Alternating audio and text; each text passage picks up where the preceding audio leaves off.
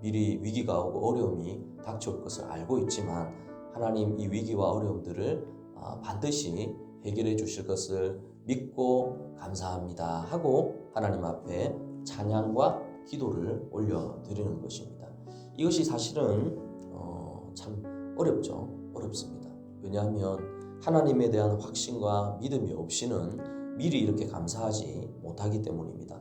오늘 이 본문 1절에 보면 이렇게 기록되어 있습니다. 하나님이여, 하나님을 부르죠. 하나님이여, 우리가 주께 감사하고.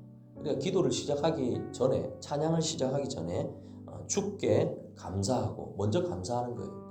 제가 이 감사는 어떤 감사일까 한번 생각을 해보니까 이제 위기와 어려움은 오지만 나의 지나온 과거들, 이스라엘 백성들의 과거를 돌아보니까 위기 때마다 어려울 때마다 하나님이 도와주셨던 것을 기억하고 오히려 하나님 앞에 감사 기도를 먼저 하고 지금 또 하나님 앞에 나아가고 있습니다. 우리도 마찬가지죠.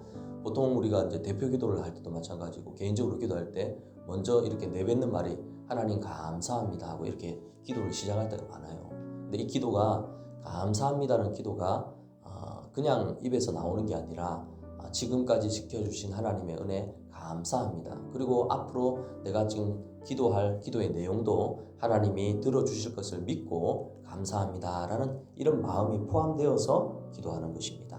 하나님이여, 우리가 주께 감사하고 감사함은 주의 이름이 가까움이라 사람들이 주의 기이한 일들을 전파하나이다 라고 기록이 되어 있습니다.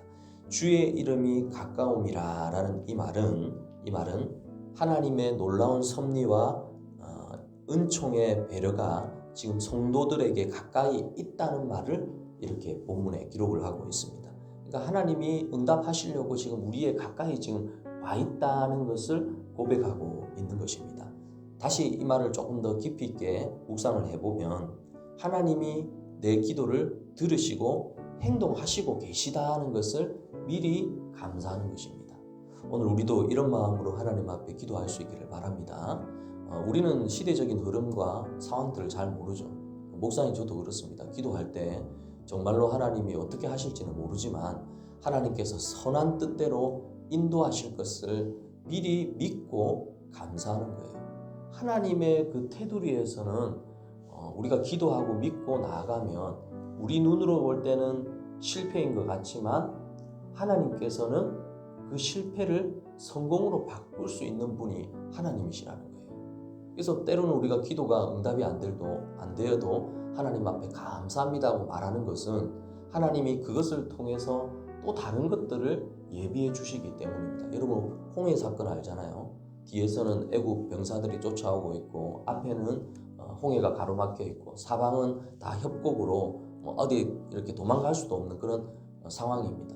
사방의 우겨쌈을 당하고 있는 그런 상황 가운데 우리는 이제 끝났구나라고 생각했지만 하나님은 상상하지 못하도록 홍해를 가르고 그 길을 인도해 주시는 그 하나님을 경험하게 되잖아요. 우리는 정말 사방이 막혀서 이제 끝났다라고 생각하지만 끝났다고 생각할 그때 하나님 감사합니다 하고 기도하면 하나님께서 우리 인생에도 홍해의 놀라운 기적을 일으켜 주신다는 것을 믿고 오늘 새벽에도 기도할 수 있기를 바랍니다.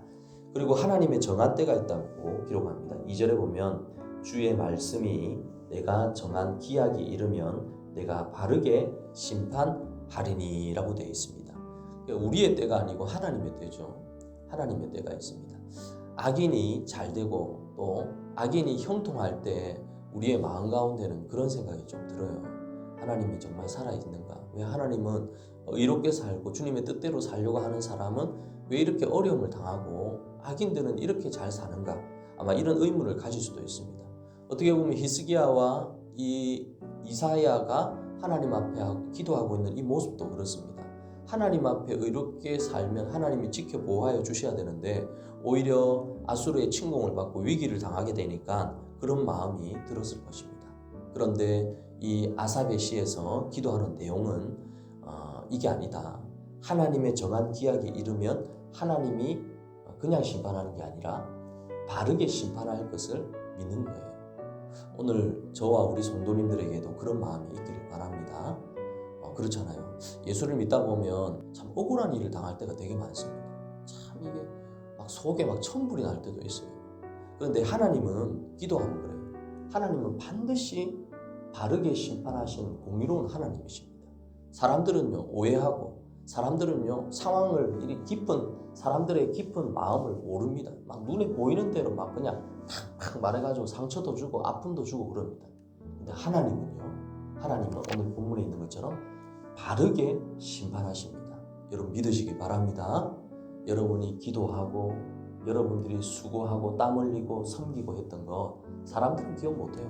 사람들은 기억 못합니다. 근데 하나님은요 정확하게 기억하고 계십니다. 그래서 하나님은 때가 이르면 그 선한 대로 갚아주시는 거예요. 어떤 우리 성도님들이 그런 얘기를 하더라고요. 내가 헌신하고 섬겼던 것 나는 지금은 몰랐는데 나중에 시간이 지나고 보니까 전부 다 내 자녀 손손에게 다 갚아주셨다라고 이렇게 신앙 고백하시는 분들의 얘기도 들어보았습니다. 그게 그러니까 하나님의 심판은 의로운 거예요. 그냥 지나가는 게 아닙니다. 악인은 지금은 당장 형통해 보이지만 그 끝이 어떻게 될까요? 하나님의 바른 심판이 있고 우리는 예수 믿고 힘들게 살아가지만 우리의 마지막은 하나님이 함께하는 저 천국이 예비되어 있기 때문에 오히려 이 위기와 어려움들을 감당할 수가 있는 것입니다. 천국이 없다면 하나님이 없다면 우리의 삶이 사도 바울처럼 가장 불쌍한 사람이 되는 것입니다.